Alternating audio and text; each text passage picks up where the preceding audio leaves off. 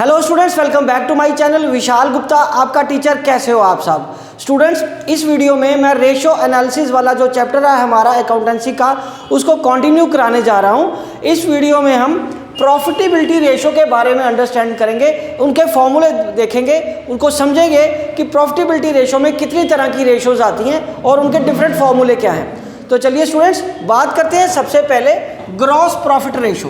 पहला फॉर्मूला किसका बचे? Gross profit ratio. दूसरा इसमें आता है ऑपरेटिंग रेशो। तीसरा आता है ऑपरेटिंग प्रॉफिट रेशो। चौथा आता है नेट प्रॉफिट रेशो।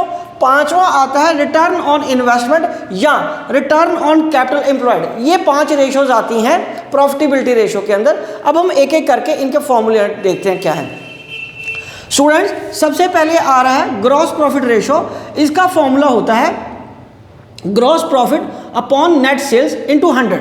और ग्रॉस प्रॉफिट कैसे आता है? नेट सेल्स में से cost of good sold minus कर दो यदि, ठीक है। तो नेट सेल तो हमें पता ही है क्या होता है। टोटल सेल में से जब हम सेल रिटर्न माइनस कर देते हैं वो नेट सेल आ जाएगा। और कॉस्ट ऑफ गुड सोल्ड, ये हमारी बहुत बार बात हो चुकी है। कॉस्ट ऑफ गुड सोल्ड क्या होता है बेटा?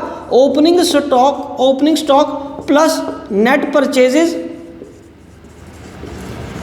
Plus direct expenses minus closing stock. ठीक है स्टूडेंट्स, ये हमारा क्या आ जाएगा? Gross profit ratio. ये क्या आ जाएगा स्टूडेंट्स? Gross profit ratio. उसके बाद क्या है अगला ratio? Operating ratio. Students operating ratio का फॉर्मूला है cost of good sold plus operating expenses upon revenue from operation. Net revenue from operation का दूसरा नाम आपको पता ना क्या है? Net sale. नेट सेल से डिवाइड करके इनटू 100। जैसे ग्रॉस प्रॉफिट में gross profit upon net sales into 100 करके ये फॉर्मूला हमारा बनता है, उसी तरह यहाँ पे भी फॉर्मूला बनेगा cost of good sold plus operating expenses upon net sales into 100। और ये जो कॉस्ट और ये है, इसको हम दूसरा नाम क्या बोल सकते हैं? Operating cost.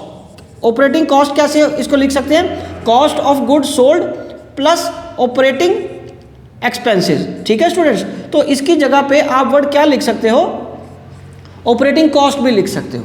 राइट स्टूडेंट्स, अब अगली रेशो की बात करते हैं। अगली रेशो है हमारी operating profit ratio. Operating profit ratio कौन सी होती है स्टूडेंट्स? ऑपरेटिंग प्रॉफिट मतलब जो हमारा बिजनेस एक्टिविटीज से प्रॉफिट अर्न हुआ है। तो उसके लिए हमें पहले ऑपरेटिंग प्रॉफिट कैलकुलेट करना है, उसके बाद उसको डिवाइड कर देना है रेवेन्यू फ्रॉम ऑपरेशन से, और 100 से क्या करना है स्टूडेंट्स? मल्टीप्लाई कर देना है। सो operating profit upon RF into 100 आ जाएगा। राइट स्टूडेंट्स, चलिए अब हम आगे बढ़ते हैं। रेशो चौथी रेशो, वो फोर्थ है नेट प्रॉफिट रेशो। स्टूडेंट्स इसमें कैसे आएगा? Net profit upon net sales into 100। तो ये हमारा क्या बना? Net profit ratio. Net profit upon net sales into 100 करके ये हमारी रेशो आ जाएगी। और नेक्स्ट ये लास्ट रेशो है इसकी प्रॉफिटेबिलिटी की, फिफ्थ, रिटर्न और कैपिटल एम्प्लॉयड और रिटर्न और इन्वेस्टमेंट, जिसको शॉर्ट फॉर्म में हम ROI के नाम से भी जानते हैं। तो इसका फॉर्मूला क्या है? Profit before interest tax and dividend upon capital employed into 100। ठीक है स्टूडेंट्स, और कैपिटल एम्प्लॉयड कैसे आएगा? इक्विटी प्लस डेट को अगर हम ऐड कर देते हैं तो वो हमारा कैपिटल एम्प्लॉयड आ जाता है। राइट स्टूडेंट्स, तो ये थे हमारे इंपॉर्टेंट प्रॉफिटेबिलिटी के रेशो। आई होप कि ये आपको अच्छे से समझ आ गए होंगे। आपके पास जो भी अवेलेबल बुक है आप उसमें से ये क्वेश्चन करिए, आपको अच्छे तरीके से समझ आ जाएगा कि कैसे इसको सॉल्व करना है। बहुत सिंपल क्वेश्चन होते हैं। राइट स्टूडेंट्स, उसके बावजूद भी अगर आपकी कोई क्वेरी है तो आप अपनी क्वेरी मेरे को कमेंट बॉक्स में ज़रूर सेंड करिए, मैं उसका सूटेबल रिप्लाई ज़रूर दूंगा। Wishing you good luck.